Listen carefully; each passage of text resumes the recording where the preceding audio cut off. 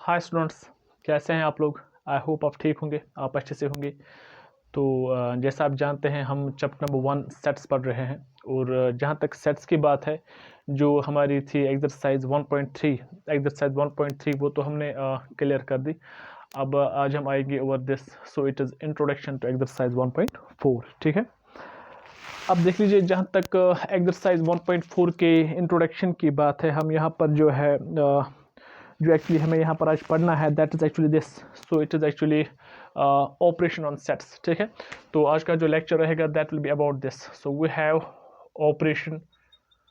Operation on sets. ठीक है, तो जो सेट्स हमारे पास होते हैं, इन सेट्स पे हम कौन से ऑपरेशंस अप्लाई कर सकते हैं, है ना। जैसे कि अगर हम बात करते हैं फॉर एग्जांपल नंबर्स की, जब नंबर्स की बात होती है तो वहाँ पर हमारे पास कुछ बेसिक फंडामेंटल ऑपरेशंस हुआ करते थे, जैसे कि we are having addition, subtraction, multiplication, division, है ना। तो ये जो ऑपरेशंस है they are usually suitable for the numbers, है ना। तो कुछ ऐसा ही हमें यहाँ पर पढ़ना है। हमें यहाँ पर ये देखना है कि भाई अगर हमारे पास सेट्स है, so we have sets, so which operations are suitable for sets. क्या हम दो सेट्स को ऐड कर सकते हैं, क्या हम दो सेट्स को सब्ट्रैक्ट कर सकते हैं, क्या अगर हमारे पास दो सेट्स है can we multiply them, can we divide them. So what is important here is this, that we need to realize what are the operations on the sets. Okay, sets पे हम कौन कौन से ऑपरेशंस कर सकते हैं। तो सबसे पहला जो हमारा यहाँ पर ऑपरेशन बनेगा that will be this, we have union of sets. Union of sets, by sets को तो हम ऐड नहीं कर सकते but definitely we can perform this union. So this operation is union of sets. ठीक है ना, so this is the first operation. इसके बाद हम आएंगे over this intersection of sets. ठीक है, this is intersection of sets. After that we have difference of sets, difference of sets. Okay, तो ये जो हमारे पास है, so these are actually three operations, जो हम सेट्स पे अप्लाई कर सकते हैं, है ना। तो ये कंप्लीट करने के बाद हमारा जो है लास्ट पे हम आपको थोड़ी सी इंफॉर्मेशन देंगे अबाउट वेन डायग्राम्स। ओके, तो वेन डायग्राम्स किसे कहते हैं, हम आपको जो है इसके बारे में थोड़ा सा इंट्रोड्यूस करेंगे। So we have Venn diagrams. अब देख लीजिए जब बात आती है ऑपरेशन ऑन सेट्स की, so we have these three operations, union, intersection and difference. Okay, तो हम इनको वन बाय वन पहले डिफाइन करते हैं। So let's first of all define union of sets. Okay this, so we will rub it here and we will move to union of sets. Now see what the definition is. Let's first of all write down this definition. Okay, we will write down here, let A and B be any two sets. Let A and B be any two sets. Now see, this is the definition of the union of sets, and here we have written let A and B be any two sets, then the union of A and B is denoted by this. तो ये जो हमारे पास है this represents A union B. ठीक है, and is defined as the set consisting of all the elements in set A and all the elements in set B, the common element being taken once only. ठीक है, तो ये जो हमारे पास A union B है, this is actually the third set now, so it will be a set, and this is the set which will consist of the elements, in fact there will be all the elements of set A. Okay, there will be all the elements of set B, और ये जो common elements होंगे, common elements जो आपके होंगे set A और set B में, वो common element आपको सिर्फ यहाँ पर एक बार लेना है। ठीक है ना, so this will be the definition of the A union B. और हम आपको यहाँ पर ये थोड़ा सा सिंबॉलिकली लिखते हैं। ठीक है ना, देखिए सिंबॉलिकली हम डेफिनेशन किस तरह से लिखेंगे।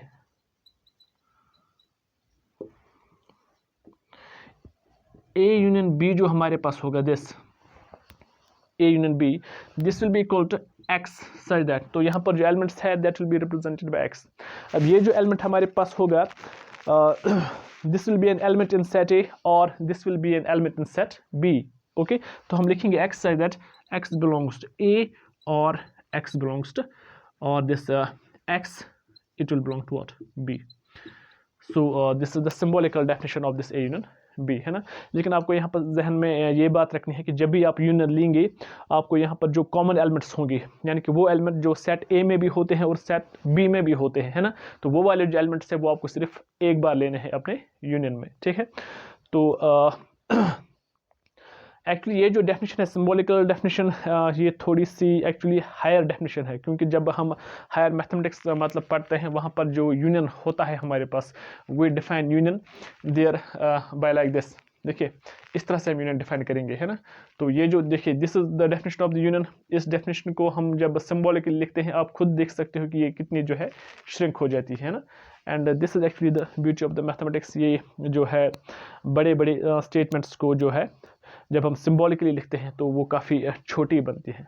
तो इतना कुछ हमने सिर्फ एक स्टेटमेंट में यहाँ पर रिप्रेजेंट किया दिस, ओके। तो आपके एग्जाम में अगर आपको डेफिनेशन आती है for the union of sets तो आप यहाँ पर ये डेफिनेशन भी लिख सकते हो, और आप अगर आपके पास टाइम कम है तब जाके आप डायरेक्टली लिख सकते हो A union B, it is this, okay.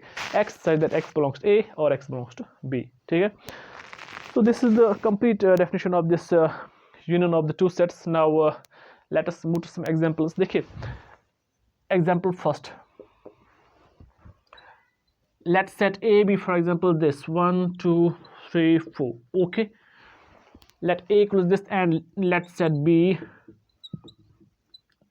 let this be for example 5 6 7 8 9, okay. So we have set A as this and set B is this, okay. Now what you need to do is this, you need to perform union. आपको union निकालना है यहाँ पर, union of the two sets। हम लिखेंगे therefore A union B, A union B। अब देख लीजिए A union B जो हमारे पास है, this is the set, this is the set which consists of all the elements in set A, okay, and all the elements in set B, the common element being taken once। अगर आपके पास यहाँ पर कोई common element है वो सिर्फ हम एक बार लेंगे। अब देख लीजिए all the elements in set A, so it will be 1 2 3 4, okay, and all the elements in set B, this will be 5 6 7 8 9। भाई देखिए तो ये जो है हमारे पास यहाँ पर यूनियन रिप्रेजेंट करेगा। क्या यहाँ पर कोई कॉमन एलिमेंट था? कोई भी कॉमन एलिमेंट नहीं था, तो हमने सिंपली सेट ए के भी एलिमेंट लिए और सेट बी के भी एलिमेंट लिए, and this is what we got, okay. अब देखिए यूनियन एक्चुअली अगर हम मतलब दूसरे तरीके से अगर हम देखेंगे तो यूनियन जो एक्चुअली होता है, यूनियन मीन्स समहाउ जॉइंट, है ना। हम यहाँ पर दो सेट्स को क्या करते हैं, जॉइंट करते हैं, ओके, ज्वाइन करते हैं दो सेट्स को, and this will serve as the definition, ठीक है ना दिस। तो this was example first. Now let's move to example number second, okay. तो इसको हम यहाँ पर आप करेंगे। Now see what is example second. Let's consider set A, let this be for example A, E, I, O and U, which is actually the set of vowels, okay. Let A is this and B,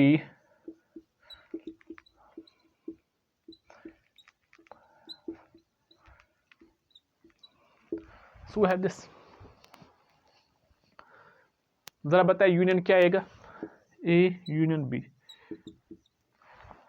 A union B, set A के यहाँ पर सारे element लेंगे और set B के भी हम सारे एलिमेंट लेंगे, है ना। लेकिन अगर कॉमन एलिमेंट है वो सिर्फ एक बार लेंगे, बस इतना ही आपको याद रखना है। So it will be here A comma E, okay. So we have taken all the elements of set A. Now see अब सेट बी की बारी है। यहाँ पर हम ए लिखते हैं, लेकिन ए जो है A is also present in set A, means that this element A it is common and it should be taken once, सिर्फ एक बार लेना है। वो तो हमने यहाँ पर लिया ना, ए तो आ गया। सिमिलरली ई देख लीजिए, E is present in both the sets, so we may say that E is the common element and it will be taken only once, वो हमने यहाँ पर लिया है ना। अब यहाँ से हमें क्या रहता है बाकी, देखिए here is F, is F here, no, so F will be taken F. यहाँ पे देखिए जी भी आएगा और एच भी आएगा, तो ये हमारे पास जो है this will be the union of the two sets A and B, ठीक है। एक्चुअली ये जो कॉमन एलिमेंट्स होते हैं इन दो सेट्स में, ये कॉमन एलिमेंट्स हम क्यों एक ही बार लेते हैं? हमें पता है कि भाई सेट जो है, सेट में रिपीटेशन पॉसिबल नहीं होती है, because as per the definition of the set is concern it is actually the collection of the distinct collection of the distinct elements, तो जितने भी एलिमेंट्स होने चाहिए वो सारे जो है वहाँ पर डिस्टिंक्ट होंगे. Okay, repetition is not allowed. Okay, that's why the common elements they will not be taken twice, they will be taken what, they will be taken once to preserve the definition of the set, है ना. So this is now A union B. Now let's take another example. Okay, let this be example third. Let A equals, for example, this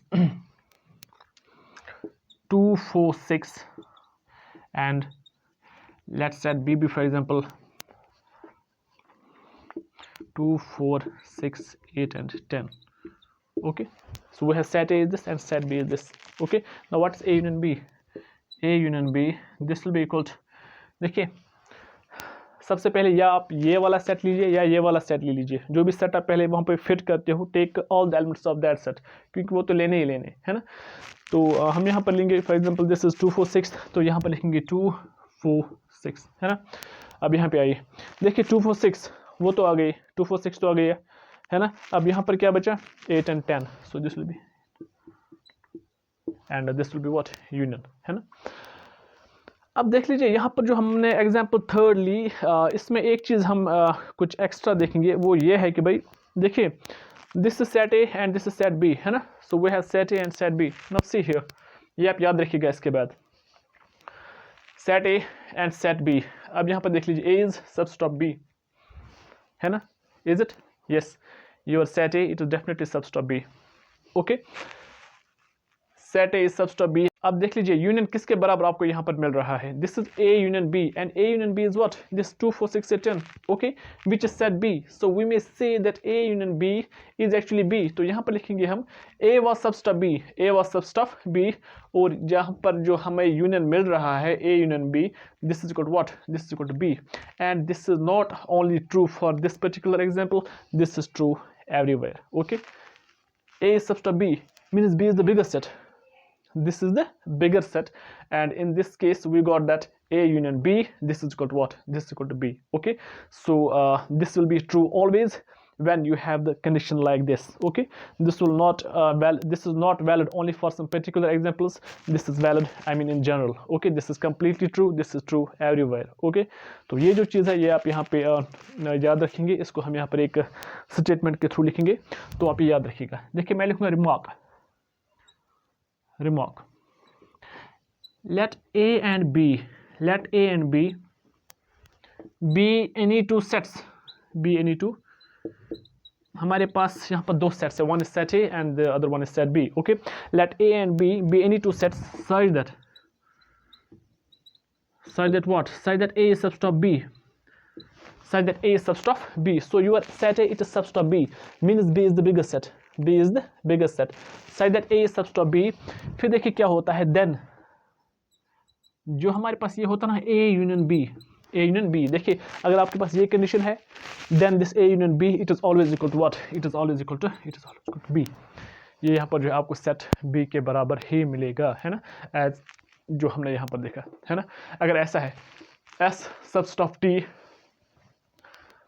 S subset of T, what will be this, S union T, S union T will be equal to what, T, है ना, clear. अगर ऐसा है G, it is subset of H, we have said G and this is subset of H, what will be G union H, G union H जो आपका है ना, this will be equal to what, this will be equal to H. ये यहाँ पर जो है H आपको मिलेगा. तो आप जो है हमने जो यहाँ पर ये रिमार्क लिखा है दिस, आप इसको याद रखिएगा, बिकॉज जो हमें हमारी जो अपकमिंग एक्सरसाइजेज है, हमारे पास जो मिसलेनियस एक्सरसाइजेज है, ये स्टेटमेंट जो है वहाँ पर काम आने वाला है. Okay, this was example number third and this is remark, आप ये याद रखिएगा. Let's drop it and let's move to one another thing, that is properties of union.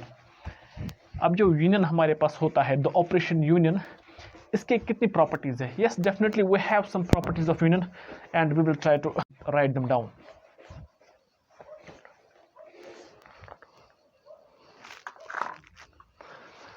Now see, it is here properties of union, properties of union. Okay, union की क्या क्या properties होती है.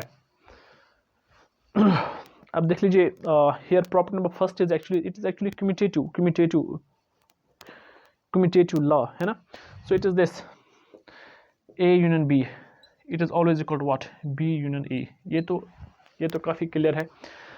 A union B it is always equal to B union A। So you have two sets, चाहे आप यहाँ पर A union B ले लीजिए या B union A, the two sets will be actually the same. Okay, so remember this, and this is called the commutative law of union. Okay, so here we will write it as commutative law. Commutative law ये काफ़ी simple है। तो ये actually हमें इसलिए पढ़ने हैं जो आगे के क्वेश्चंस रहेंगे, जो आगे के एक्सरसाइज रहेंगे, वहाँ पर डेफिनेटली ये जो है काम आने वाले हैं, ठीक है ना। So remember A union B it is equal to what, B union A। Clear for any two sets A and B. Now see, here is second, it is this A union B union C. This is equal to A union B union C. Now what is this? This is simple. This is associative law. This is associative law of union. So we have three sets A, B and C, and here it is A union B union C. This is equal to A union B union C. This is called the associative law. This is called the associative law of union, and this is always correct. Okay, अब फर्क क्या है देख लीजिए। As per the BODMAS rule is concern, सबसे पहले हम जो है ब्रैकेट के इनसाइड जो होता है वो सॉल्व करते हैं, है ना। तो लाइकवाइज यहाँ पर भी कुछ वैसा ही है, देख लीजिए। This is B union C and they are enclosed in brackets. This means that यहाँ पर आप सबसे पहले इवॉल्वेट करेंगे B यूनियन C को। जब आपने B यूनियन C यहाँ पर इवॉल्वेट किया, जो यहाँ पर आपको सेट मिलेगा उसका यूनियन करेंगे किसके साथ, A के साथ, ठीक है ना। जब उसका यूनियन होगा A के साथ, you will get some set there, आपको यहाँ पर कोई सेट मिलेगा, है ना। तो यहाँ पर क्या, यहाँ पर सबसे पहले आपको इवॉल्वेट करना है A यूनियन B। ओके, देखिए यहाँ पे आप पहले B यूनियन C इवॉल्वेट करते हो, यहाँ पर A यूनियन B पहले इवॉल्वेट करते हो, ठीक है। तो यहाँ पर जब आपने इवॉल्वेट किया, फिर उस सेट का आप यूनियन लेंगे किसके साथ, सेट C के साथ, ठीक है ना। जब आप ये करेंगे, at last you will see that the two sets they will be actually same. Okay, and they will be same because this is the associative law. This is the associative law. So we will write down here associative law.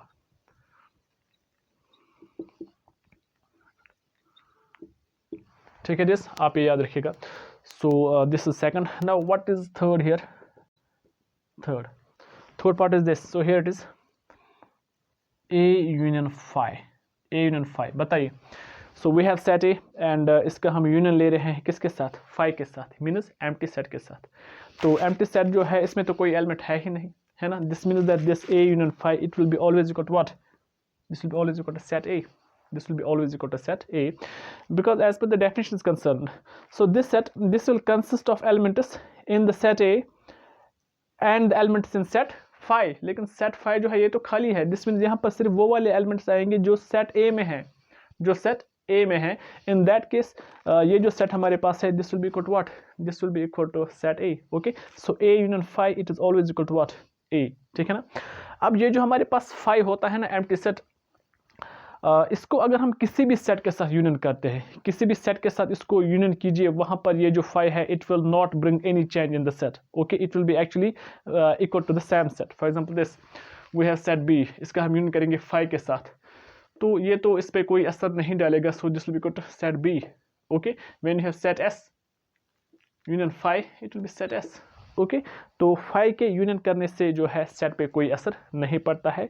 So remember it, A union phi it is equal to A for any set A, for any set A, and this is actually called here law of identity. This is called law of identity, ठीक है जी। So this is law of identity. अब देख लीजिए एक ऐसा set जिसका अगर हम यूनियन करते हैं किसी भी सेट के साथ, ओके, तो एक ऐसा सेट लेंगे जिसका अगर हम यूनियन करेंगे किसी भी सेट के साथ, अगर वहां पर वो उस सेट पे कोई असर नहीं डालता है, तब हम कहेंगे कि भाई वो जो सेट है वो एक आइडेंटिटी एलिमेंट है। जैसे कि phi हमारे पास यहाँ पर है, phi ये एक ऐसा सेट है जिसके यूनियन करने से किसी भी सेट पे असर नहीं पड़ेगा। ओके, तो ये जो phi यहाँ पर है इसको हम कहते हैं भाई ये एक आइडेंटिटी एलिमेंट है, ठीक है ना। So this is law of identity, और phi को यहाँ पर हम कहेंगे phi is the identity element, phi is the identity, phi is the identity element. Okay, हम यहाँ पर अगर इसको थोड़ा सा स्ट्रॉन्ग बनाएंगे, हम यहाँ पर लिख सकते हैं phi is the identity element under union, because it is identity element but it is under union. Okay, अगर इंटरसेक्शन लेंगे तब जाके सेट ए जो है वहाँ पर सेट ए नहीं रहेगा, वो तो वहाँ पर चेंज हो जाएगा। छोड़िए, सो आप ये याद रखिएगा, we have this phi as the identity element, okay, identity element under the union of sets, ठीक है this. So this was this property number 3rd, and we have property number 4th as this A union A. Set A का हम union लेते हैं किसके साथ? खुद के साथ। ये क्या आएगा? So this will be set A, okay, A union A, it is always equal to set A, ठीक है ना। किसी भी सेट का खुद के साथ यूनियन कीजिए वो तो वही सेट आएगा, है ना, because repetition is not possible. Okay, so we have A union A, this is equal to A, and this is called idempotent law. This is called idempotent law. Okay, so these were some important properties. आप हर एक property को यहाँ पर जो है याद रखिएगा। लेकिन अभी एक और प्रॉपर्टी हमारे पास है, this property number 5th, that will be this. देखिए, अगर आपको याद हो कि मैंने आपसे कहा था यूनिवर्सल सेट, तो यूनिवर्सल सेट जो है हमने ऑलरेडी आपके साथ वो उसको आपने पढ़ाया है। तो यूनिवर्सल सेट जो होता है, it is actually the set which contains all the other set as it is subset, okay. और जो यूनिवर्सल सेट होते हैं they are always denoted by U, okay. So this 5th property of union, it is, I mean, regarding the universal set. We have this, for example, this is the universal set, okay, universal set, इसका हम union लेते हैं किसके साथ? Set A के साथ, okay. So universal set union what? Union with set A, union with set A। जरा बताइए ये किसके बराबर आएगा? अब देख लीजिए, ये जो सेट है ना, set A, it is always subset of the universal set. It is always subset of the universal set. So we have A subset of U, A subset of U. So in that case, this will be equal to what? This will be equal to, for example, here, this will be equal to U. ये तो U के बराबर आएगा, because U is the bigger one, है ना? So this is same. अभी जो हमने आपको वो remark दिखाया था, so it is completely, I mean, it's a direct match with that, है ना? So A, it is subset of U. So once it is true, A is subset of U. So this universal set union A, this will be called always what? This will always called U, okay. And this is called universal law. This is called universal law of universal law of union. This is called universal law of union, ठीक है ना। तो ये हमारे पास जो है कुछ 4-5 प्रॉपर्टीज, 5 प्रॉपर्टीज हमारे पास ही आ गई यूनियन की। तो अब हम आएंगे over one another operation, that is intersection, ठीक है। Yes, let's move intersection. आप इनको नोट कीजिए क्योंकि ये जो है आगे काम आने वाले हैं, ठीक है। चलिए भाई, now let's write down intersection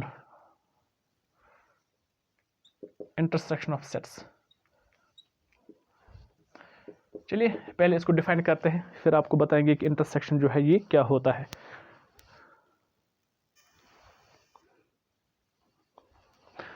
Now see, this is the definition of the intersection. So it is, let A and B be any two sets, then the intersection of A and B is denoted by this. So this represents what? This represents intersection, okay. This was the symbol of union. So this represents A union B, and this one represents what? This one represents A intersection B, okay. And how it is defined? And is defined as the set of all those elements which are common to both A and B, है ना। तो intersection में आप वो वाले elements लेते हैं जो कॉमन होते हैं in the two sets, that is in set A and in set B, है ना। तो मीन्स वो वाले एलिमेंट्स लेंगे जो यहाँ पर दोनों सेट्स को बिलोंग करते हैं, सेट A में भी होने चाहिए और सेट B में भी होने चाहिए, ठीक है ना। अगर ऐसा है तब हम उन एलिमेंट्स का वहाँ पर सेट बनाएंगे, and we call the set as intersection, we call the set as intersection, ठीक है ना। जैसे कि एग्जांपल देख लीजिए आप, या हम पहले इसको सिंबॉलिकली लिखते हैं। देखिए सिंबॉलिकली क्या आएगा, सिंबॉलिकली, ओके। तो ये जो है ये एक शॉर्टेस्ट डेफिनेशन रहेगी for this intersection of sets. So symbolically we write A intersection B, this is equal to this X, means these are some elements, but these are those elements which are common to both A and B। यानी कि ये जो x है ये set A में भी होना चाहिए और सेट B में भी होना चाहिए। So it will be x such that x belongs to A, and यहाँ पर एंड आएगा, है ना, and x belongs to what? B। This is the simplest definition of this intersection, symbolical definition, okay. x should be in A and this x it should be in what? B, then it has the possibility to be in this intersection, okay. तो यहाँ पर example अब हम लेंगे example first, let set a equals for example 2 4 6 8, okay, and for example let's set b here 4 6 8 10, okay. अब देख लीजिए a intersection b किसके बराबर आएगा, a इंटरसेक्शन b, जरा देखिए a intersection b, this is defined as the set of all those elements, वो वाले element which are common to both a and b, जो कॉमन होते हैं a और b में। भाई कौन कौन से एलिमेंट यहाँ पे कॉमन है, is 2 common, no 2 is not common, तो 2 नहीं आएगा। 4 is common, yes 4 is common, तो 4 यहाँ पर इंटरसेक्शन में आएगा। 6 भी कॉमन है, 6 आएगा। 8 भी कॉमन है, 8 आएगा। क्या 10 कॉमन है, no 10 यहाँ पर कॉमन नहीं है, so the intersection will be this a intersection b। intersection means something, I mean something which intersects, है ना, यानी कि हम ऐसा कहेंगे कि भाई ये जो set A and set B है, they intersect each other and the points of intersections are for example 4 6 8, okay, and this means that this 4 6 and 8 they will be the elements of the intersection, that is this A intersection B, okay. So this is example first, now let's move to example second। ये काफ़ी simple है और जो है हम इसको यहाँ पर रब करेंगे, है ना। आप इसको डेफिनेशन को अगर लिखना चाहेंगे तो आप लिख सकते हो। So we will write it here completely.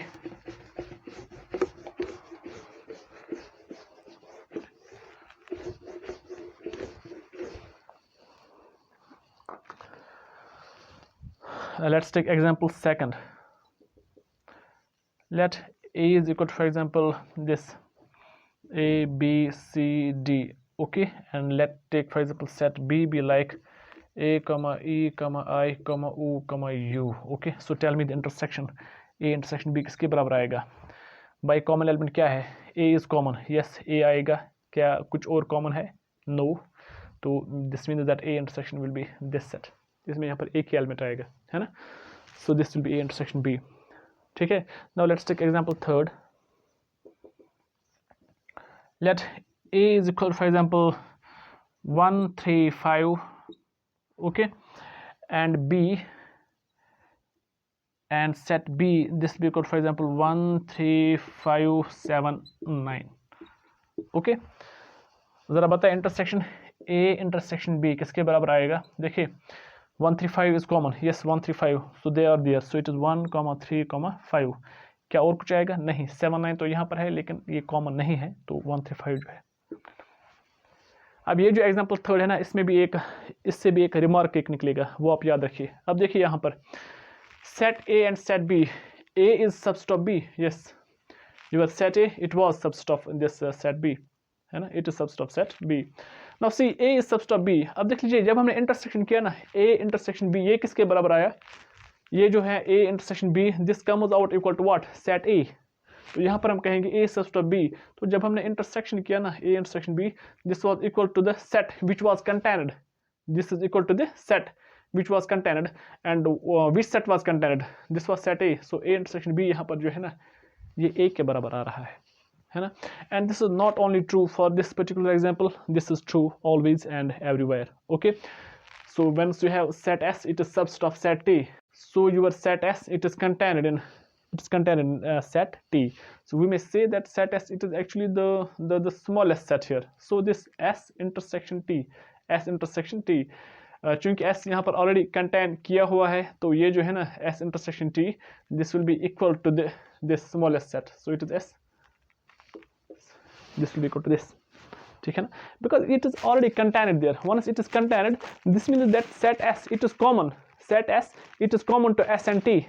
It is common to S and T. This means that intersection जो आएगा ना इनका S intersection T, this will be equal to what? This will be equal to set S, because all the elements of set S, they are contained in T. They are contained in T. So the common elements will be the elements of S. That's this. Okay, ये आप याद रखिएगा। So यहाँ पर एक remark एक आएगा और इसके बाद जो है हम आगे जाएंगे। Remark, let A and B, let A and B be any two sets, be any two sets, let A and B be any two sets such that A is subset of B, then So your A, it is subset of B. What will be the intersection then? Then A intersection B किसके बराबर आएगा? Smallest set A. Then A intersection B is equal to what? Set A. तो ये जो है आप ये याद रखिएगा, ये भी हमें जो है आगे काम आने वाला है. Okay, so this is about this union and intersection. Now we have some properties of intersection. Properties को यहाँ पर हम कंप्लीट करेंगे, तो फिर देखते हैं क्या है ना. Let's rub it down. तो ये काफ़ी सिंपल है. मैं आपको ज़रूर और हर बार मैं यही कहता हूँ कि भाई जब आप वीडियो देखते हो, जब आप लेक्चर यहाँ से देखते हो, तो अगर कोई प्रॉब्लम है, कोई क्वेश्चन है, आप बोल सकते हो, है ना, आप बोल सकते हो. चलिए,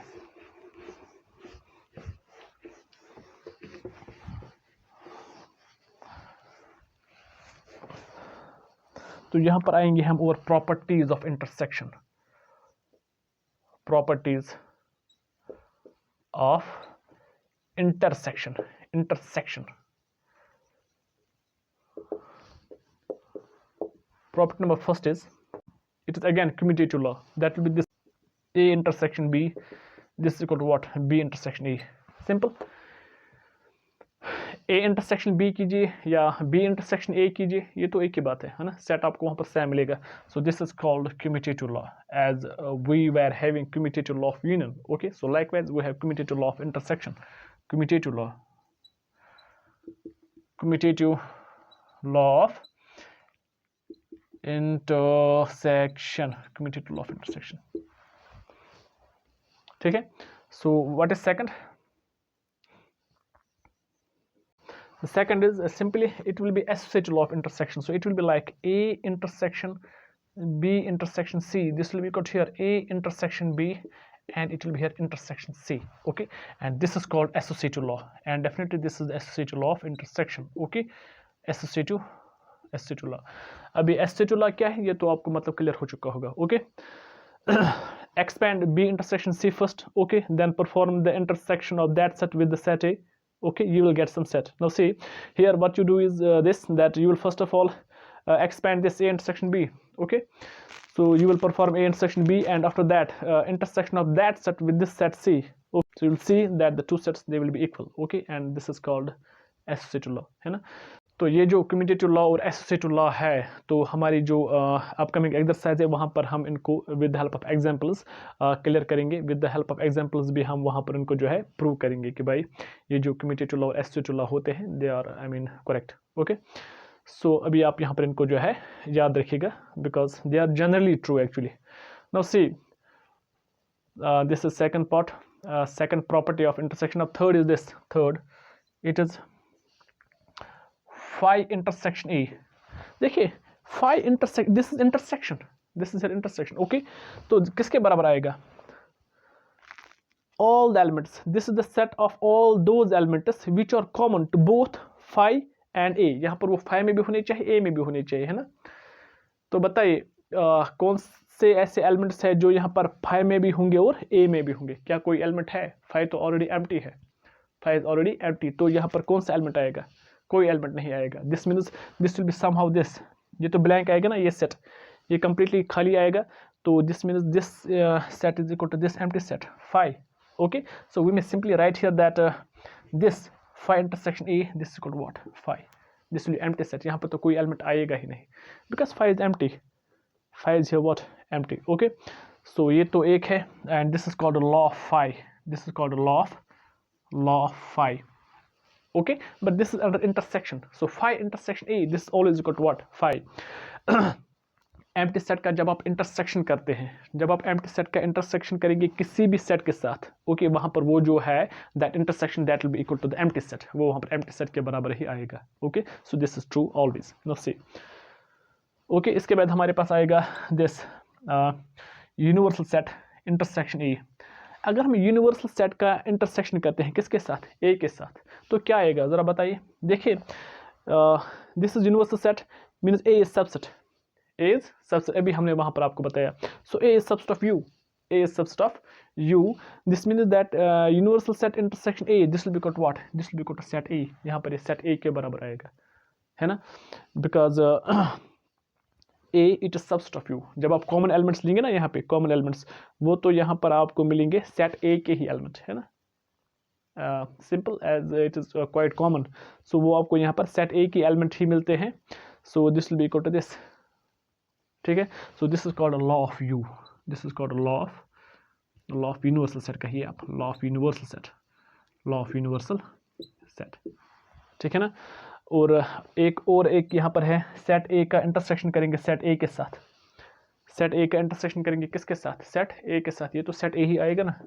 and this is called what, this is called idempotent law, this is called idempotent law. जैसा हमारे पास था इडम्पोटेंट लॉ ऑफ यूनियन, वैसा ही हमारे पास है इडम्पोटेंट लॉ ऑफ इंटरसेक्शन। ये तो सारे करेक्ट है, इनमें कोई भी डाउट है ही नहीं।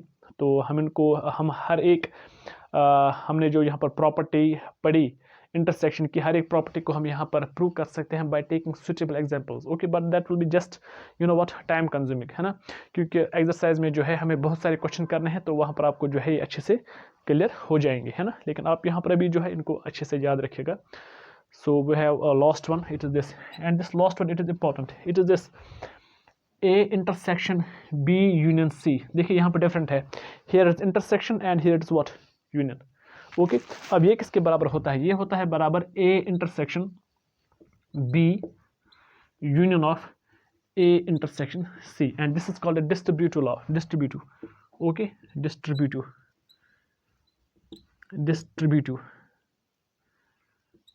लॉ। ओके, यहाँ पर हम कहेंगे जो इंटरसेक्शन होता है ना, intersection it distributes toward union. Okay, so A intersection B union C, this is equal to A intersection B union of A intersection C. Okay, so we call this as intersection distributes toward union. Once intersection distributes toward union, अब जो union होता है ना, union will also distribute toward intersection. So we have one another distributive law that will be for example like this, A union B intersection C, A union B intersection C. जरा बताए किसके बराबर आएगा, तो union जो यहाँ पर है ना, इट विल डिस्ट्रीब्यूट, ये डिस्ट्रीब्यूट हो जाएगा किसमें, इंटरसेक्शन में। तो क्या आएगा, it will be, this will be A union B, देखिए ए यूनियन बी, फिर आएगा यहाँ पे इंटरसेक्शन, यहाँ पर आएगा A union C, this again distribute. तो ये भी जो है यहाँ पर डिस्ट्रीब्यूटिव लॉ ही रिप्रेजेंट करेगा, ठीक है ना डियर्स।